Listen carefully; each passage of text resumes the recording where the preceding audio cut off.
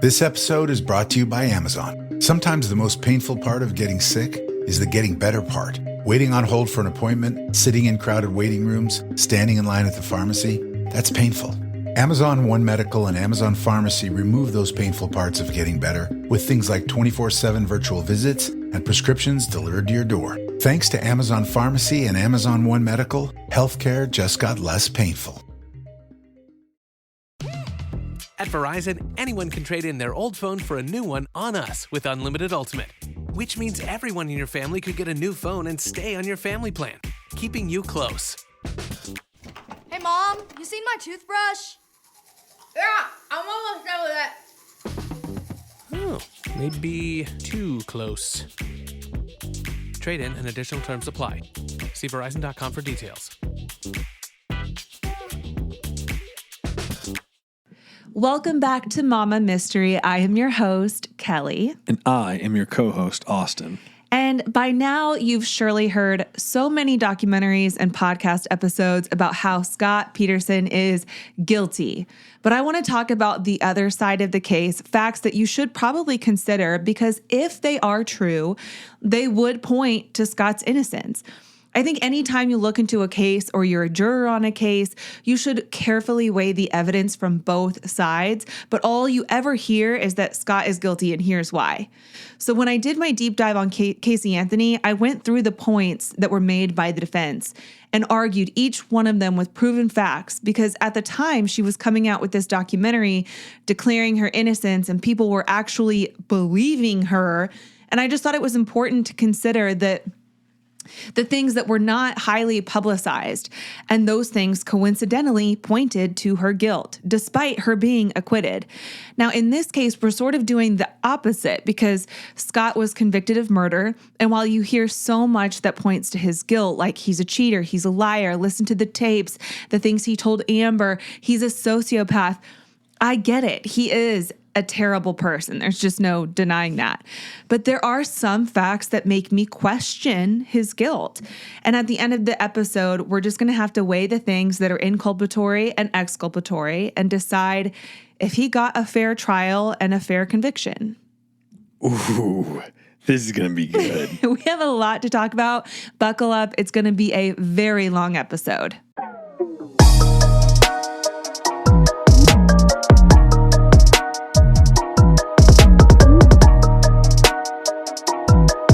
All right, so last week we left off with the search for Laci, and this week's episode is going to go similarly to how last week's went, where it's a lot more conversational. I do have a lot written down that I want to touch on, but obviously I'm going to leave room for you to speak as well. Because you know I got things to say. You've got some opinions, and the people want to hear it. Okay, so give the people what they want. Give the people what they want. Okay, so last week, like I said, we left off with the search for Laci. Police arrived at the Petersons' house the same night she went missing. Her keys, wallet, and sunglasses were all found in her purse, which was left in her closet. So initially, it seemed as though Laci went for a walk in the neighborhood and possibly disappeared during that walk.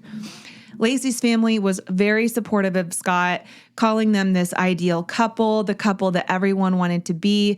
And investigators brought Scott in almost immediately and questioned him just to get an idea of who and what they were working with.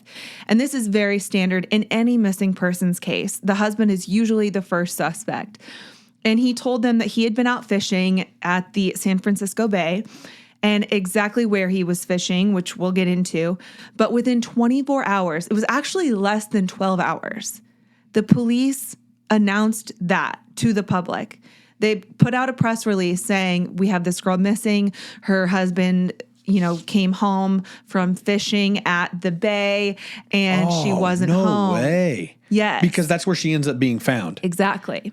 That is crazy. Yes. That kind of goes back to whenever we have stories where it's like, why don't they say this? And you always remind me, hey, sometimes they don't reveal stuff in case things like this. Yeah. And just to keep the integrity of the case, because it just leaves too much up for chance. Yeah.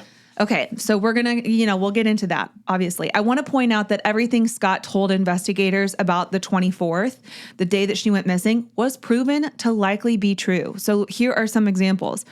Scott said that as they were eating breakfast, Laci had a piece of toast while Scott ate some cinnamon puffin cereal from Trader Joe's. A receipt was found that showed Laci had purchased groceries, including that cereal, the day before at Trader Joe's. It's just a minute detail, but it's one of those details that, like, why would you lie about it? So if he's, being honest and that detail turns out to be true, I just feel like it adds to credibility. Scott said that Laci made mentions of what she was going to make for Christmas brunch the following day and that it needed to marinate overnight. He called it a few things because he didn't know what it actually was. He called it French toast, cordon bleu, some Grand Marnier bread. And so there were people who complained that changed in his story, but a recipe was actually found, printed out, and on their kitchen counter for a creme brulee French toast that called for Grand Marnier, and the bread had to be marinated overnight. So that checked out. So it all adds up. Yes. There was also mention of Martha Stewart being on TV that morning making lemon meringue cookies or something of that nature. Detective Al Brocchini testified that aired on the 23rd, not on the 24th, in an attempt to discredit Scott or make him look like he was making stuff up. Enter TiVo. Exactly. When he was confronted with footage of the episode that aired on the 24th, the Martha Stewart on the Today Show episode, she was making lemon meringue cookies. And when he was confronted with that footage, he was like, oh, well, I must have missed it. And this is just one of many F-ups that we're going to see from Detective Al Brocchini. So was it actually on or was it like pre-recorded like I said? It was actually on. Al Brocchini was saying that it was aired on the 23rd in an attempt to make Scott look like he, was creating this false alibi. Got it. So Scott told Laci's mom that on the morning of Christmas Eve, Laci was in their bathroom curling her hair. The night before, when Scott got his hair cut by Laci's sister Amy Rocha, Amy showed her how to curl her ends out. That was very trendy at the time. So that morning, she had set up the curling iron and a stool in front of the mirror, and Scott remembered telling her mom, Laci's mom, that she looked so cute doing it. The curling iron and the stool were found in the bathroom. And the reason that this is important is because their housekeeper, Margarita Nava, testified that she had been at the house cleaning the day before and did not see the stool or curling iron in the bathroom. So this would again corroborate Scott's testimony that she was alive that morning before he left, because there's been discrepancies. Some people say that they believe she actually died the night before or somewhere through the night. But this would corroborate that she actually was awake that morning. It's so interesting how deep you go into all these things. Cause like as somebody who doesn't listen, I obviously listen to it a lot, but that's not super into true crime. I still don't go down these rabbit holes unless it's a case that's just like Murdoch's. It's publicized a ton, Yeah. Or that has just garnered so much publicity like this one. Yeah. So Scott also said that part of Laci's plans was to mop the floor that day to prepare for guests the next day. Now, Margarita did clean the house and mopped the floors, but Laci was known to be a meticulous housekeeper, and they did have pets. They had a dog and one or more cats.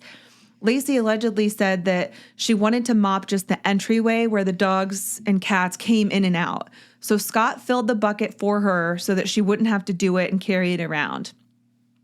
So that mop bucket was found, but Scott had poured the water out before investigators arrived that evening because he was afraid that the pets would drink out of it.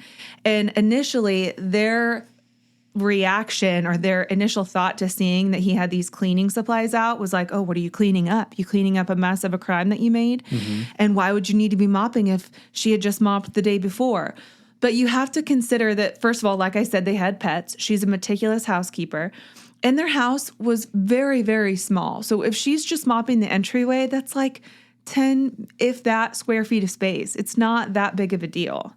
And we'll touch on that a little bit later, too, because there was a lot of arguments and people being like, gosh, she was that pregnant. Why would she be mopping? Just like all these arguments. And I think it's silly. I'm like, it's not that out of the realm of possibility that she'd want to mop her entryway. Random question. How well off were these people as far as money? What did they do for a living? Were they like...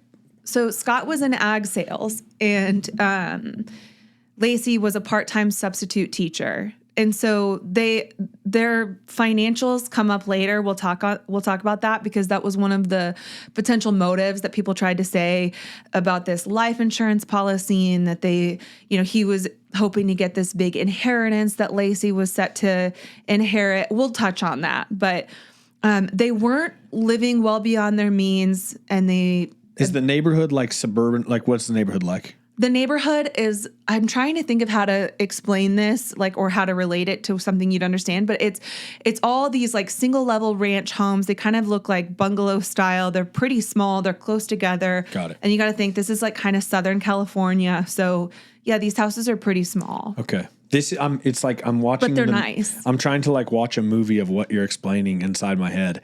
And I'm trying to picture these people because like their house is small, yet they have a housekeeper, yet then they have a boat, and I'm like, and I'm just trying to figure out what their and you'll world's understand details about the boat because this is not like an extravagant yacht type of boat. This is an aluminum fishing boat. It's 14 feet long with like a bench in it. It's not anything extraordinary. Okay. So Scott told investigators during his interrogation that he changed his mind about golfing and decided to take out his new fishing boat instead. He told police that he was near a little island that had a bunch of trash on it and a sign that said no landing. The area was shallow, so he decided it would be a good place to fish, but realized that he forgot some new lures that he had purchased from Big Five in his truck. So he instead used some freshwater jigs from his tackle box. Scott did not know the name of the island, but upon investigation, Brooks Island fit the description. The bag of lures that he said he forgot in his truck was also found the evening Laci disappeared in his truck, like he said. The fishing pole he used was also found with a freshwater jig on it. And Scott also told them that he spoke to some people at the marina that day about fishing and how they were laughing about how Scott was having a hard time backing his trailer into the water to get his boat.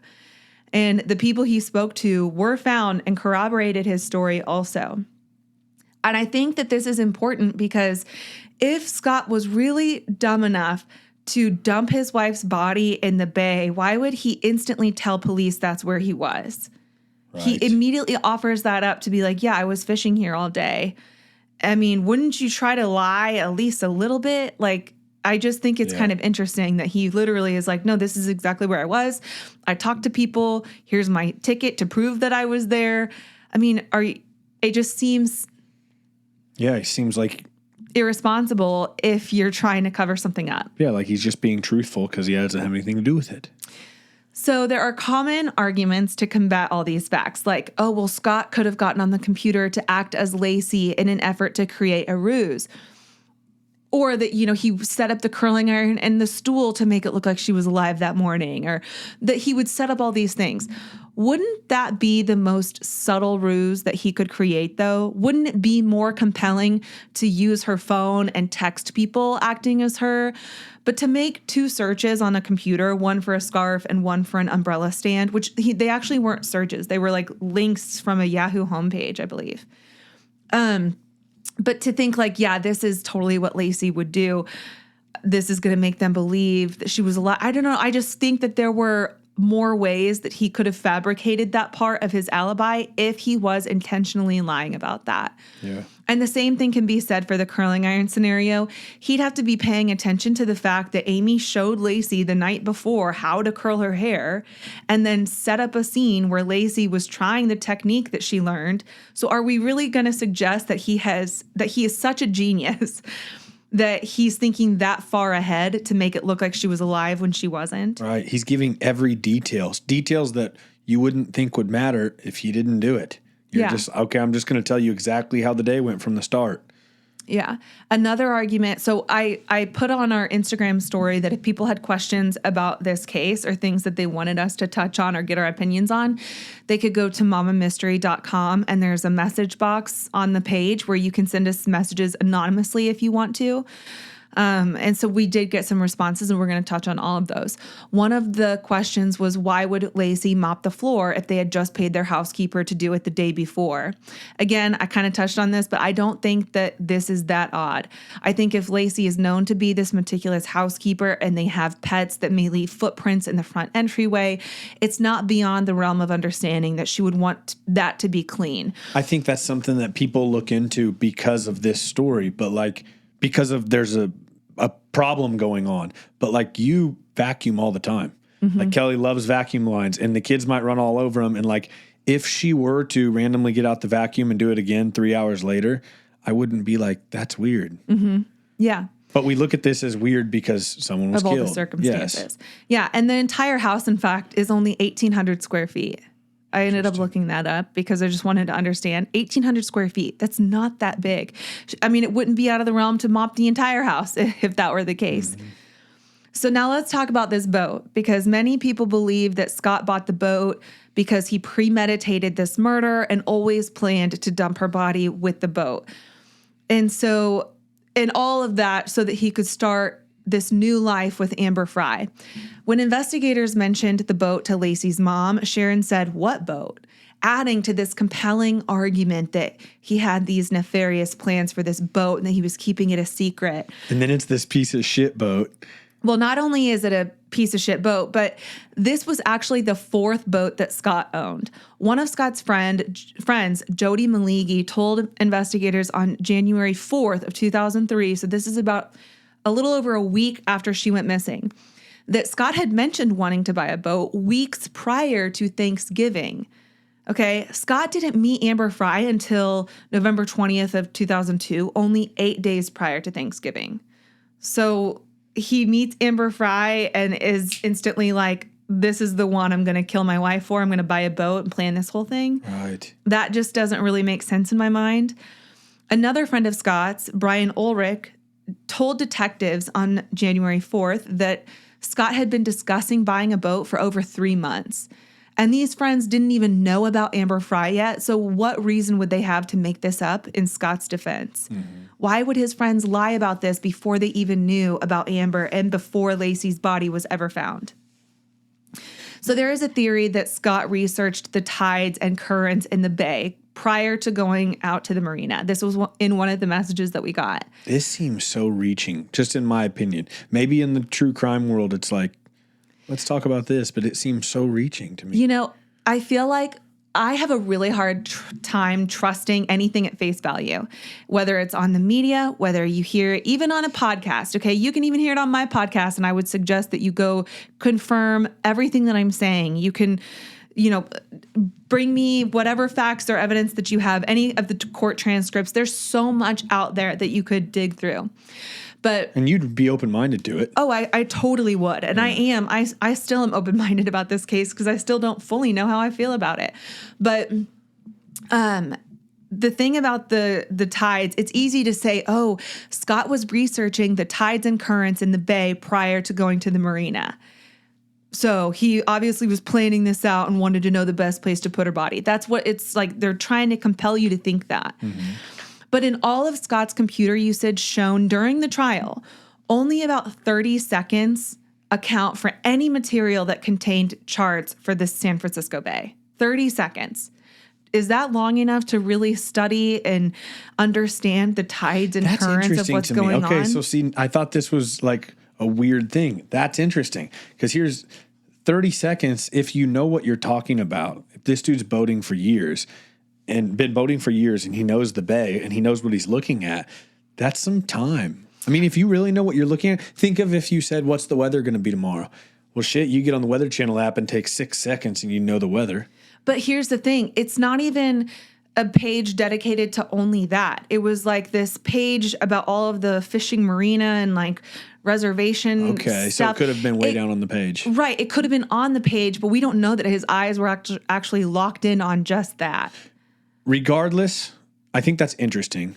But regardless, I don't think the dude's guilty. Real quick, are you sure when we covered this, you said I thought he was guilty? Yes. Okay, we don't often go back and listen to him together, but we're going to need to that one. Okay, we can. Because we I don't know almost if fought at it's the end. That's And I ridiculous. very, very distinctly remember this because I've always had issues with this case. And I was issues trying. with me. And I was trying. Over this case.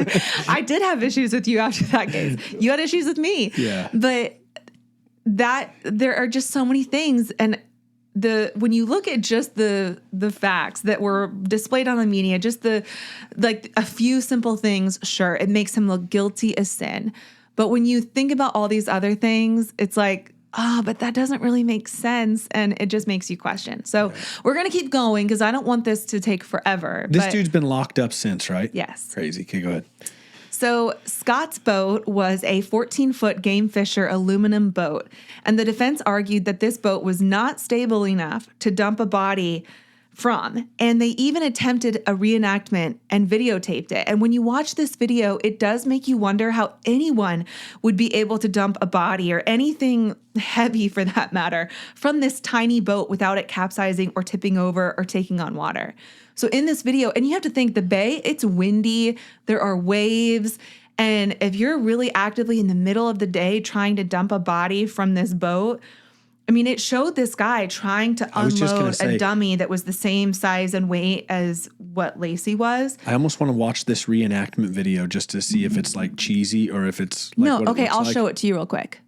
Okay, so explain the video I just showed you. Yeah, so it's not like clown looking. I was like, what the hell is this going to look like? There's a guy out in the bay, and he's just in like basically, like I said, a metal canoe. Just to give you an idea of it, it's a piece of crap. It's the same shouldn't boat, say it's a though. piece of crap. It's just it doesn't look like it should be in the bay.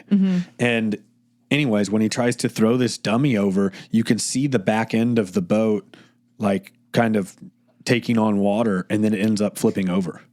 Yeah. So you have to consider that that's also being done in broad daylight. Anybody could see what he's doing. And he's also making contact with people at the marina, talking to people. All of this would have to be done in broad daylight. Not only that, but the transfer of her body to the boat would have to be done in broad daylight because he had to back up his truck to attach it to the trailer. And it would have been spotless, right? Because his car showed no trace of her. Right. Same with the boat. I think there was just one strand of hair, but like, So you would did a expect spotless that. transfer of the body. There was no blood splatter, There was nothing. no physical evidence of any bodily fluids from Laci anywhere. Not in the house, not in the truck, not in the boat, nowhere. So also about this boat, Scott used his real name and real address to buy the boat. He registered the boat with the DMV. Is that the act of someone trying to hide this boat? And there's also this argument that nobody knew about this purchase, including Laci. Now, it's impossible to actually know that without actually asking Laci. But he purchased the boat on December 9th. He withdrew $1,400 from their joint checking account to purchase the boat. Don't you think she would notice that? And Laci was with Scott at the warehouse where the boat was parked on December 20th, which would also explain why one of her strands of hair was found there. But there was a woman at the warehouse who remembered seeing Laci in the warehouse and Laci needing to use the bathroom. And so the boat is out in plain view. She would have seen it. Now, that's not to say he could lie and be like, oh, that's not my boat. But, I mean, why go to all that trouble when you've registered it with the DMV? You're surely going to get something in the mail about it. You've withdrawn $1,400 from your joint checking with what other explanation? Mm-hmm. So it was actually Al Brocchini who purposefully left this information out of his police report when a witness from the warehouse said they saw Laci there on the 20th.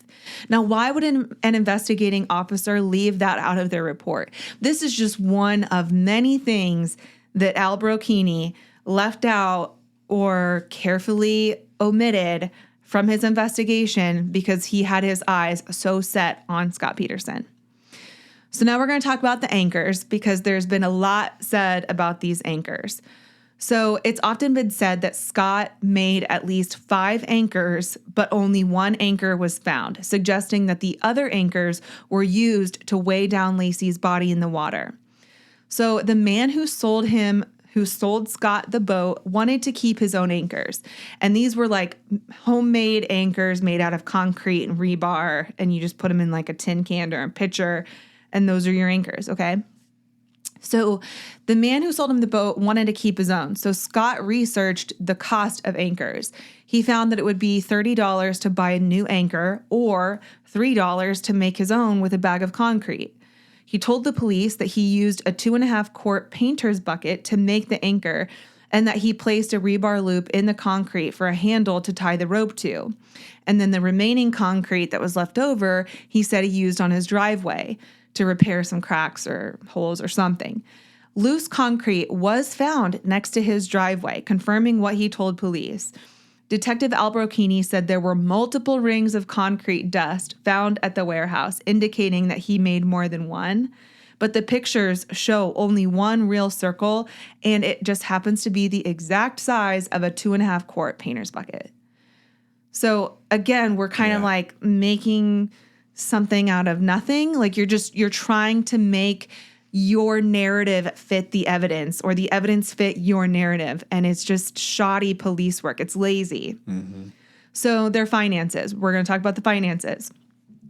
I've heard a lot of people argue that their finances were in dire straits, or you see it on magazine covers, and that there was a life insurance policy that he had recently taken out on Laci.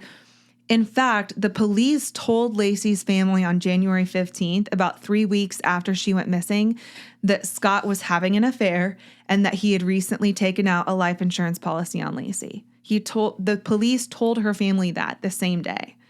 But the truth was that the policies were actually taken out on both Scott and Laci back in June of 2001, a year and a half prior to her going missing.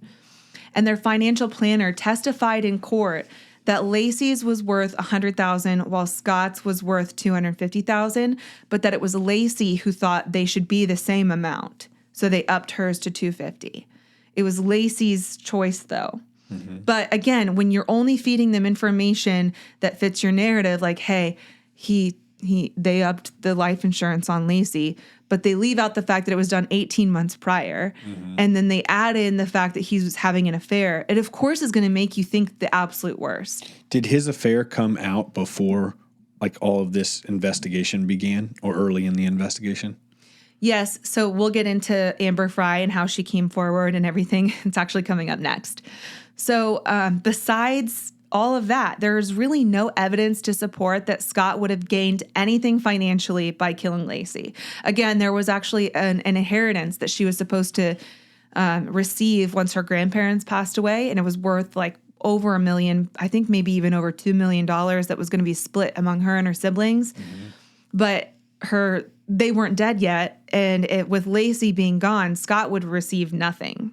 So that didn't make any sense. People were trying to make that make sense, but that wasn't an option. Yeah. So this is why the prosecution heavily relied on the motive actually revolving around one woman, which was Amber Fry.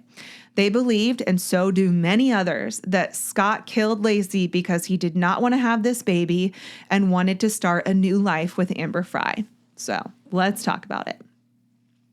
Scott Peterson met Amber Fry on November 20th, 2002 at the Elephant Bar in Fresno, California.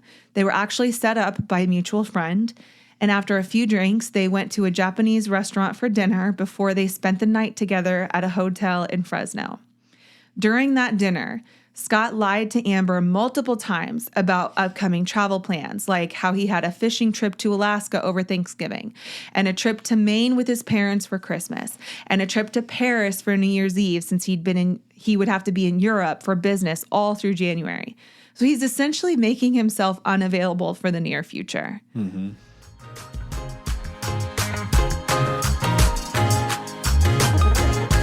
So I don't know if I've told this story before on this podcast. I might have. But when I was pregnant with my daughter, it was one of the worst years of my life. I was going through a divorce. I lost my mom somewhat unexpectedly. And I had really reached this mental breaking point. And I asked my obstetrician, he was my only doctor at the time that I even thought I could turn to. I asked for some help if he thought that there was a medication that was safe that I could take while I was pregnant. I mean, I only had a couple weeks left until my due date, but I was really struggling. And I'll never forget the loneliness and the shame that I felt when his response was, "You should probably just try to take a nap." And I thought, I thought, you freaking take a nap. First of all, I mean, with more colorful language. But it was also in that moment that I realized I think I might need to find a new obstetrician, one that actually listens to me, cares about my well-being as a mother, but also for my baby. I just needed someone to cover all the bases. So enter ZocDoc, the place where you can find and book doctors who will make you feel comfortable and actually listen to you. And we're not talking about just a few doctors. No, we're talking about tens of thousands of doctors to choose from, all with verified patient reviews so that you can make sure the vibes are vibing before you ever even meet in real life. With ZocDoc, you've got more options than you know. ZocDoc is a free app and website where you can search and compare highly rated in-network doctors near you, and you can instantly book appointments with them online. Once you find the doctor you want, you can book them immediately, so there's no more waiting awkwardly on hold with a receptionist or wondering how far out they book or any of that mess. All of these doctors have verified reviews from actual patients. And you can also filter out specifically for ones who take your insurance, are located near you, and treat basically any condition that you're searching for. I used ZocDoc to find a new obstetrician, and I'm so glad that I did. And I found a place that I'm comfortable with. We're having our fourth baby. All of my babies have come out perfectly healthy, and I have been healthy, and it's just been a smooth process ever since I switched. I'm so grateful. So go to ZocDoc.com/mystery and download the app for free. Then find and book a top-rated doctor today for whatever it is that you need some help with. That's ZocDoc.com/mystery, ZocDoc.com/mystery.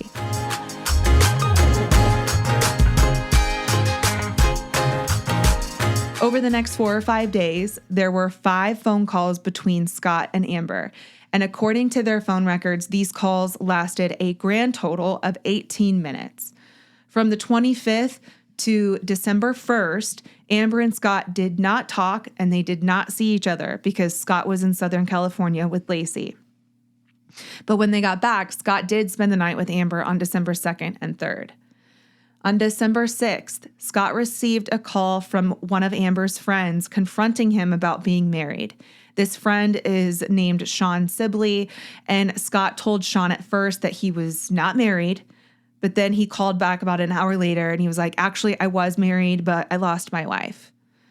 Sean told Scott that he had to tell Amber or Sean would. And so on December 9th, Scott told Amber the infamous lie that he had lost his wife. And this is prior to Laci going missing. Man, this dude wouldn't bad. be scrutinized like this without all of this shit. Mm-hmm. I think that they would have looked at it completely different. So here, okay, in an effort to be devil's advocate, okay, don't come for me and chastise me for having this opinion, because I know there's a lot of people who this is a sticking point for them. This is the lie that sealed the coffin for Scott, okay? That he said he lost his wife and then a few weeks later loses his wife. Mm-hmm. It makes too much sense, right? I get it. I'm not stupid. I'm not blind. I get it. But it does remind me of that scene in Christmas Vacation where Clark tells that pretty sales girl that while he's shopping for his wife, he says, God rest her soul. And it's not funny, but it does make me wonder how often scumbags lie about being married or widowed in an attempt to garner sympathy or attention from a woman. Mm-hmm. Wouldn't it make sense? I mean, he at first lies about being married, but then he gets caught about being married, and this narcissistic scumbag is like, well, okay, I'll be honest, but like, how can I be honest while still lying so that I can keep this thing going? Because I just have this weird fetish for cheating. Mm-hmm. It's not that... I'm with you. I can see why a man, because so many men are shit, not you, but a lot of them are. There's just a lot of shitty people. It's for sure. But like, it's not that out of the realm for men to lie about their relationships men will even say like, yeah, my wife is terrible. She beats me and lies to me and all these things to garner sympathy, because it makes these women want to fall for them even harder. I completely understand what you're saying. I read today that the average 23-year-old female in America right now has slept with the same number of the average 54-year-old man. Oh my God. Okay. So listen, I'm just saying that because I think it's interesting and because the counter to the shitty man thing. But regardless, this dude screwed himself. Yeah. To be fair, though, we're talking about one shitty guy. Yeah. And when his character went to trash because of all this coming out, and then your lie was that, it looks terrible. But I mean, we can't look at that in a vacuum. Right. It does seem like a really unfortunate coincidence if this really was just a lie to get this girl to sleep with you. Mm-hmm. And then you conveniently make yourself unavailable for the next 2 months because he obviously just wants to hit it and quit it. And he's like, yeah, I lost my wife. Do you feel so bad for me? Make me feel better. I could just see that coming from a douchebag guy. And I think that's what he is. I do think that. But I just don't think it equates to... Yeah, so he murdered her after knowing this girl for 5 minutes. Right. So anyway, Scott tells Amber that he was married but lost his wife. Then on the 11th, he went to a birthday party with Amber. Oh, by the way, I don't think I actually talk about this super in detail, but Amber had a daughter, a toddler daughter. This girl wasn't even 2 yet. And so this whole argument about how Scott didn't want a child, but he's willing to... Have you not told us the whole entire time that there was a daughter involved? With Amber. Amber has a daughter. Do they have any other kids? They don't have a daughter together. Amber had a daughter of her own from a previous relationship. I understand. When Scott met Amber, she was forthcoming that she had this daughter who was not quite 2 years old. So this argument that Scott would murder his pregnant wife because he didn't want to be a dad and wanted to start this relationship with Amber, that does not make sense because he would essentially be a stepfather, which is arguably even harder sometimes than being just a natural father. Right. So, I mean, I don't know. That doesn't make sense to me. It doesn't compute in my brain. No, I agree with you. And I think you can speak to that because you're both. You're a stepdad and you're a father. So, I mean. I think what you said is accurate. Okay, thank you. Because I don't want to be insensitive, but it's that doesn't make sense to me. Yeah. So anyway, on the 14th, December 14th, Scott went to a Christmas party with Amber and then spent the night at her house. And there is this infamous picture of Scott and Amber together at this party. And Scott is wearing a Santa hat with this big grin. And then that same night, there's an infamous picture of Laci in the red satin 2-piece outfit. And it's taken of her sitting all by herself in this chair at a Christmas party alone. And she's beautiful. She has this big, beautiful smile. She's got her big, beautiful belly. But it is really sad when you hold those pictures side by side and you see that Scott is actively cheating on his pregnant wife with this girl. And the wife is sitting alone at this party with her pregnant belly. It's sickening. Very gross. But that would be the last night that Scott saw Amber in person, the 14th. From the 16th to the 23rd, Scott and Amber did exchange 26 phone calls, with more than half of those actually being placed. It was 2/3 of those were placed by Amber to Scott. But most of those calls actually went to voicemail. They were playing a lot of phone tag. After Laci disappeared, they communicated less. The first week Laci went missing, Amber called Scott 29 times, with Scott returning 11 of those phone calls.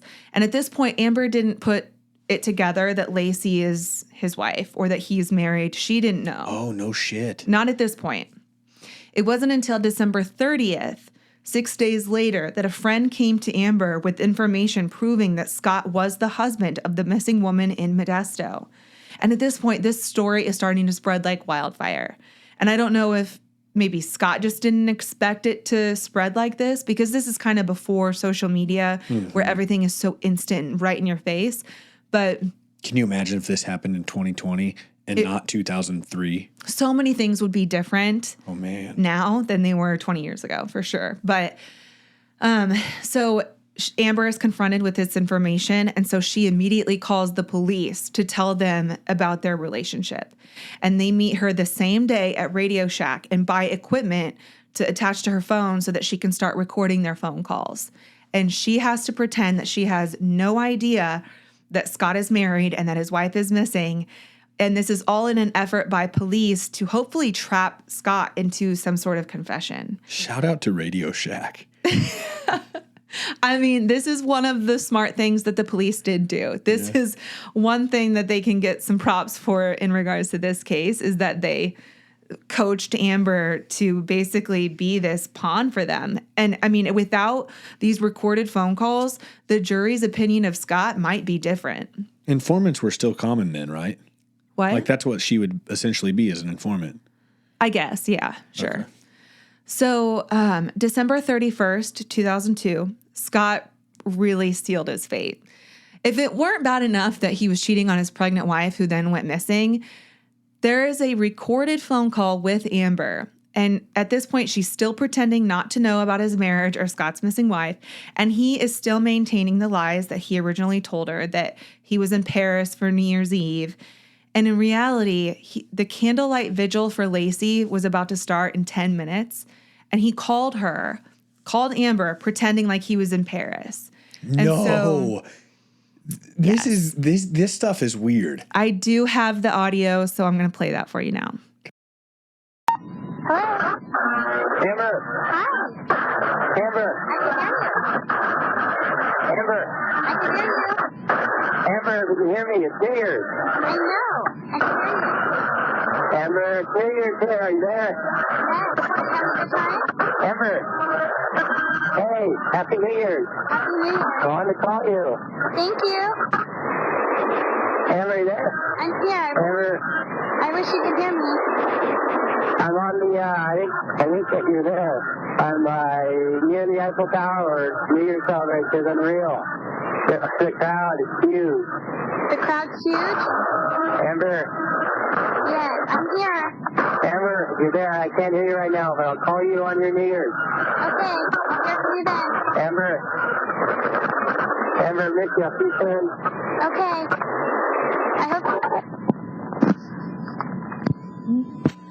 So that's pretty bad. That's not a good look. That's a really, really bad look.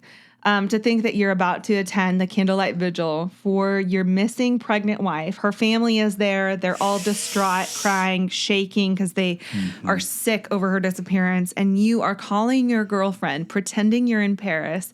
The Eiffel Tower, it's amazing. It's bad. It is. That's bad. Yeah. Very, very bad. Not good. So the next day is New Year's Day. They talk again because he calls her back for what is supposed to be California's New Year's. Like, he's got his lies really planned out. I mean, it's like pathological at this point. His lies when it comes to the cheating thing. Yes. But all the other stuff, I think it's clear he was telling the truth. These lies suck. Yeah, he's talking about the cobblestone sidewalks and how he's going on runs on the cobblestone and tripping because this cobblestone is so rough. And then he's talking about all the weight he's gained from all this rich French food and his friend Pascal that he's touring with. Like, it's out there. It's absurd. It's bad. So, yeah, he calls her the next day. They talk again and they have this long conversation. This time it lasts about an hour and a half. I'm not going to play that for you, obviously. It's available to listen to, though, on YouTube if you want to. During this call, though, some little key points that I just found interesting is that Amber is very talkative and chipper on these phone calls, and Scott does not sound interested. He actually sounds pretty withdrawn and disinterested. There's a point where she says, somebody asked me about my birthday and what I was doing. And Scott says, yeah. Amber says, and I didn't know if you'll be back by then, right? And he said, mm-hmm. And she says, so what do you think you want to do? What do you want to do on my birthday? And he says, well, something good. Sounds like he just wants to hit it and quit it. Yeah. She says, something what? And he says, good. She says, something good? So are we going to do the Napa Valley when you come back? And he said, yeah. And she says, that'll be fun. I've never done anything like that. I mean, all of his responses are these like one-word answers. So it's interesting that in all of this footage, you hear him being like, oh, Eiffel Tower, it's amazing. And I mean, he's obviously lying. Mm-hmm. But then in all these other conversations, he's just kind of like, God, get me off this fucking phone call. I don't want to be on this call. That's like truly the vibe that I get. Yeah. And so knowing that he was making himself unavailable for all the upcoming holidays, it does just make me think that he never really wanted a future with Amber, that he really did just want like a one-night stand. It's just Until hard that to phone deny call. that when you look at everything as a whole, not just the little pieces where he's excited to talk to her. Mm-hmm. Now, his reason for keeping Amber close at bay was because he said he was afraid that if people found out about the affair, it would make him look bad, and then they would stop looking for Laci because they would immediately assume it was him. And his argument was that he really wanted to keep the search for Laci alive. Now, if Scott is innocent, this is really an unwinnable situation because you fucked up by starting this affair while your wife is pregnant, period. You should not have done that ever in the first place. But then when your wife goes missing, now you've either got to tell this woman the truth and people find out that you're a scumbag and assume you must have killed your wife, or you pray Amber doesn't find out and that Laci shows up in the meantime. But like, at some point, Amber would have to find out about Laci's disappearance. So there's just not a lot of forethought here. And if one would argue that Scott had the forethought to stage Laci being alive at the house the morning of the 24th after he left the warehouse and Marina, wouldn't he need that same forethought to predict how this affair was going to blow up in his face?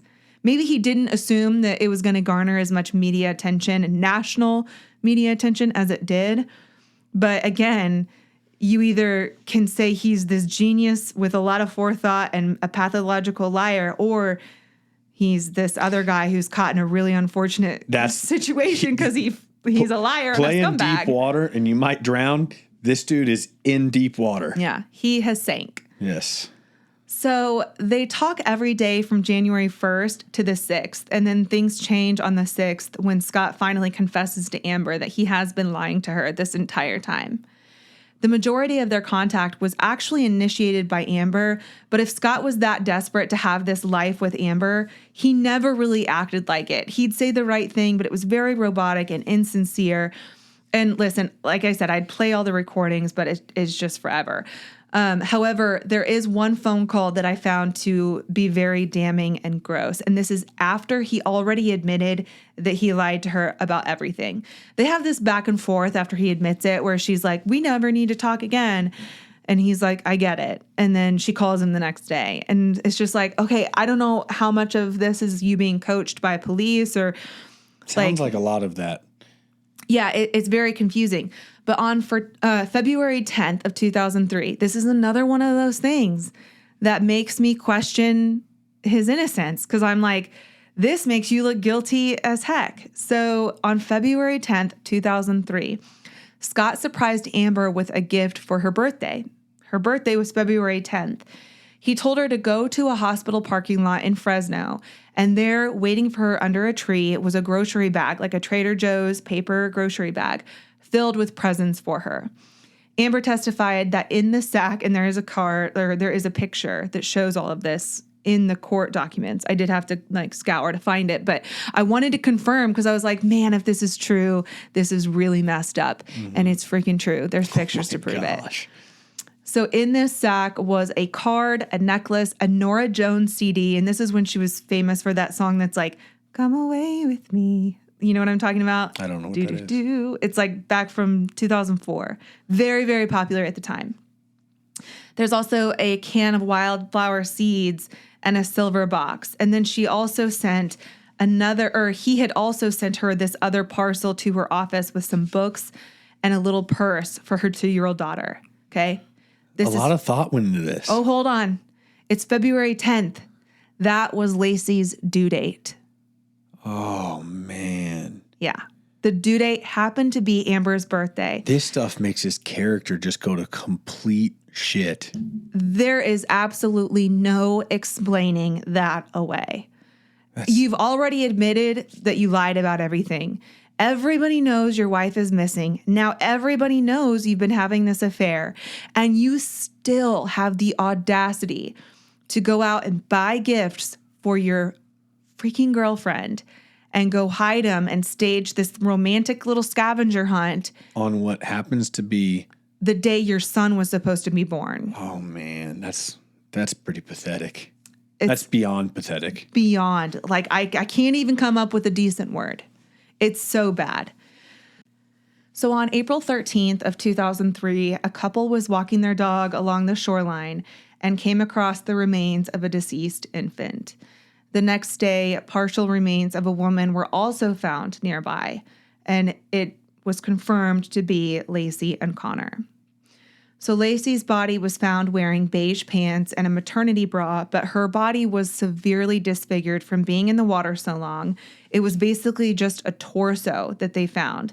And investigators surmised that her limbs were missing because they had been tied down to anchors in the bay, hence the speculation about the missing anchors.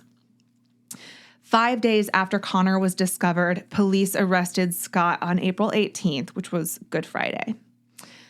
So when Scott was arrested, this was another attack on Scott in the media where things were portrayed a certain way to really mold the public's perception of him. So a lot of people were saying, oh, he was arrested as he was trying to flee to Mexico. The day Scott was arrested, he was arrested in San Diego, where his family lives, okay? San Diego happens to be 17 miles from the Mexico border. So because he was arrested in San Diego, rather than say he was arrested while visiting his family, he was arrested near the Mexico border. See how that molds the way you think? Yes. You just cannot trust media then or now. Can't headline read. Yeah. So he visited his family frequently, but the funny thing to me is that Scott literally went to Mexico for work and was there from February 3rd to February 7th. I think he was in Guadalajara for a short amount of time. The police even knew he was going there. So if he wanted to flee, why not do it then? He's literally in Mexico. He's in there for work. If he was really going to flee, wouldn't he have already done it? So he knew the police were watching him like a hawk. He knew everyone had this horrible opinion of him and that everyone hated him. It doesn't make any sense. I don't believe that he was trying to flee. Yeah, that's next one. Yeah. Regarding his appearance, he had grown a goatee and his hair was this light orange color. Like he tried to bleach it. It almost looks like he tried to spray some sun in on it and just lighten it. So it's like his hair went from being like your color to like orange, basically. But he had had the goatee for a while, and detectives were all aware of this goatee. This was not some immediate overnight change in his appearance. Scott said he changed his appearance more so to evade media because they were constantly following him and hounding him down. They were parking outside the front of his house. They had like blowhorns and megaphones constantly just harassing him. Not that he didn't deserve it, but that is why he kind of changed his appearance, because he was hoping it would kind of throw some people off his track. Now, he was also found with camping gear that he had purchased on March 16th at REI. Now, this one is weird to me because he only had this car that he was arrested in. It was like a red Mercedes coupe. He only had that car for 6 days. So this means that he had to transfer the camping gear into his car. Why did he only have the car for 6 days? Because he had just bought it. So the police took his truck. They confiscated his truck early on in the investigation, and he needed some vehicle to drive. So he had been renting different vehicles until he finally found this one to buy. And we'll talk about the details of the purchase because there's a lot of details surrounding that as well.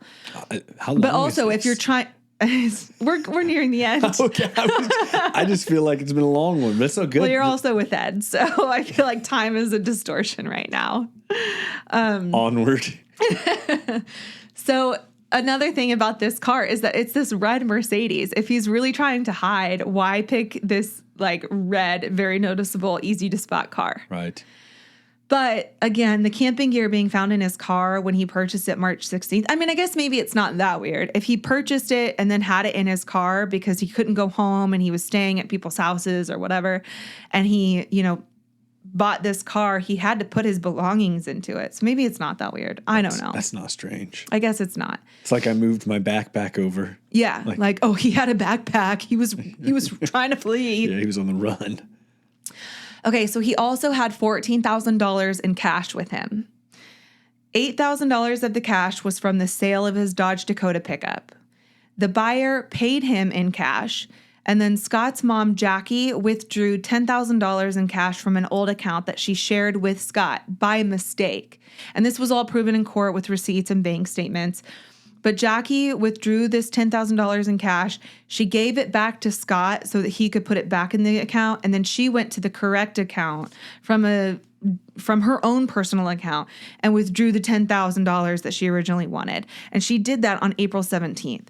So that would equal at this point that he has about $18,000 in cash.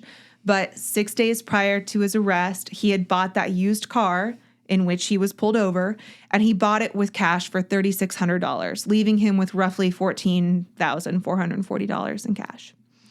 Now, I can absolutely see why none of that looks good, but I think the reasons, aside from the camping gear, because that's just, I don't know why you'd have camping. I don't know. I think the reasons, though, are pretty reasonable. In my opinion, I don't believe he was trying to flee to Mexico that day, but I do think it's just another nail in the coffin of public opinion. So right now, we have a guy that's changing his appearance in a new car that he bought, fleeing to Mexico with camping gear and a bunch of cash. Mm-hmm. I think I've heard also that there was other things with him, like a bunch of Viagra. He had like a ton of Viagra. Gonna go bang some people. Austin, stop. You can't just say things. You can't just say things. Oh, man. So I want to talk about the aftermath. So we obviously know during the trial that the recordings came out. Amber Frey testified against him. She was crucial to the prosecution, and he ended up being convicted of murder and sentenced to the death penalty. But I do want to just talk about some of the things that make me personally question if he got a fair trial. I think you can, no matter what you think about him being guilty or innocent, you can't deny that this guy was denied a fair trial because of everything that happened from the moment Laci went missing. Less than 24 hours, like I said in the beginning. In fact, it was closer to 12 hours. This was posted at 10:30 in the morning on Christmas Day. She went missing the evening of Christmas Eve. So it's not that long for the media to announce this press release, the police to say, here's exactly where he was. They even said he was in the Bay Area fishing when Laci disappeared. It's really unfortunate that they did that because if it wasn't Scott who killed Laci, then whoever did had an opportunity to see that or hear that in the media and know exactly where to put or move Laci's body to make it look like Scott did it. Yeah, that was dumb. That was a huge mess up. Also, Scott had no history of violence. There was no forensic or physical evidence. There's no real motive unless you consider the affair a motive, but I just think it's quite a stretch. This was actually his third affair that we know of, and there were rumored to be at least 6 affairs. So why would the affair with Amber Frey, someone he barely knew for maybe a month, be the one to make him commit murder? And you know, a lot of people argue that he doesn't have a history of violence. Well, neither did Chris Watts. And Chris Watts annihilated his whole family. Yeah, that dude was a bad dude. So that one doesn't really hold a lot of weight for me because, like, that argument just doesn't. Mm-hmm. I agree. Let's see. What else before I wrap up here? We did get one message that said statistically, or maybe it was a comment, statistically, he is guilty. Just because of all the facts of the case. But the argument is that it's more likely that she would be killed by her own husband than a random burglar. And so just statistically, it's more likely that she's... basing it on random statistics. Right. But it's also not statistically likely that someone could commit this crime and leave no evidence in the home, the yard, the truck, the boat, the warehouse, or on himself, or do it in broad daylight with no eyewitnesses. So what are the chances that both of these things could happen at the same time? If you're one to focus on statistics, Scott would actually be less likely than if the burglars. I agree with that too. If you focus on statistics, you can make it sound whichever way you want. You can just twist the statistics to support whatever your story is. Sure. Yeah. It's kind of like when you seek to just confirm your own argument. There's a term for this. I can't think of what it is. Justification. Well, no, it's a different term. It's like a trendy term. I can't think of it because I'm tired, but and it's getting late. But police, this is another thing. Police reported that Scott made 3 trips to the marina after Laci went missing, while police were actively searching that area. Now, the media portrayed this as him monitoring the scene of the crime or coming back to the scene of the crime. But Scott actually said he did this The reason for returning to the marina was actually to find the guys that he talked to on the day he was there, because police were saying that they couldn't find them to corroborate his story, even though there was a police report made by Detective Rick Armendariz, who filed a police report after an interview with one of the men who said, yes, Scott was here on Christmas Eve. Here's what he was wearing. Here's the truck he was driving. And yeah, he was having trouble backing his trailer down the ramp. This is exactly what Scott told police in that first interview. That report was filed on December 27th. But on January 2nd, a detective called Scott to say, yeah, we're having trouble locating anyone at the marina to corroborate that you were there and that you said you were there when you said you were there. Hence prompting Scott to go out himself to see if he could find these guys and be like, hey, I don't know why they're saying they can't find you, but can you please help me out here and say, that you saw me here? And that's backed up. That's not just a theory. That's not just something he pulled out of thin air. That's backed up by this police report and then this phone call that was recorded of the police detective saying, yeah, we can't find anybody. Look at the report from 4 days ago then. So after the trial, the media continued to warp the public view of Scott to portray him as this monster. A couple months after the end of Scott's trial, Amber Frey went on the Oprah show to promote her book. She wrote a book about this whole thing. The show ended with this shocking revelation that when Scott was arrested, there was a dagger found in his car and directions to Amber's office, suggesting that Scott could have been on his way to make Amber his next victim. It was already proven during the trial that, yes, a dagger was found, but it belonged to the previous owner of the car. It was hidden between the driver's seat and the door and had not been removed from the car when it was sold to Scott just 6 days prior. In the passenger seat was Amber's work address and the book, The Purpose-Driven Life. This was a book that Amber gave to Scott and said she wanted back. So he had the address, not directions, just the address to mail it back to her. I think it would have been pretty stupid to show up at her place of work in person or meeting her in person at all at this point. However, why not just leave it at a bush like you did her birthday present? I don't know. That was weird. But Scott, at the end of the day, never stood a chance, guilty or not, because he just was not given a fair trial in the public or in the courtroom.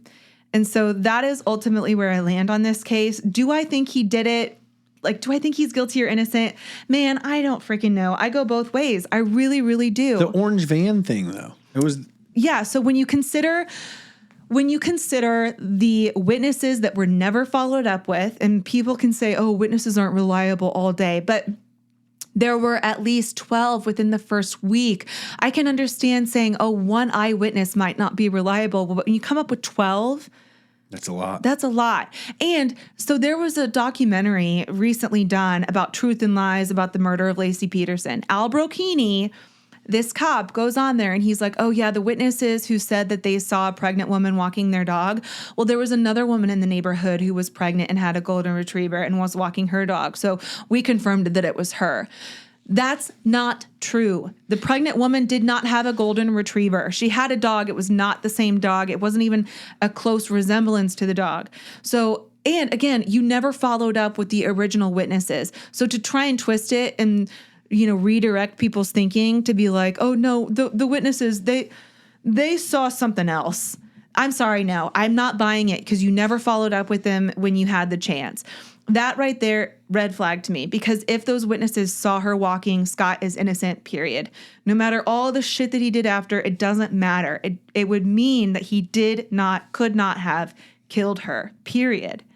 The van, another thing, we'll find out soon enough, and I'll surely update when that comes out. But if her DNA is found in the van, Scott is innocent. These two things can be true. He can be innocent of murdering his wife while also being scum of the earth husband, a complete shitbag, dirtbag husband. Those two things can be true. Yes. At the end of the day, I'm about to lose my voice. Yeah, you're passionate. This is good. You got a lot of passion. And I'm probably going to lose my mind after this. And I feel like we're eventually going to have to do a follow-up because this was an hour long. I mean, this case could go on for days. I know other podcasters who have spent 17 hours providing content. Like, they have content worth of 17 hours. But I got to go cold plunge in sauna. And I got to go to bed. Mama. Mystery. out. Goodbye.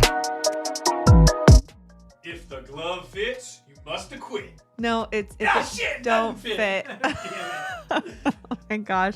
To your credit, we've never discussed the OJ case. You know that's what that's from, right? Yeah. Okay.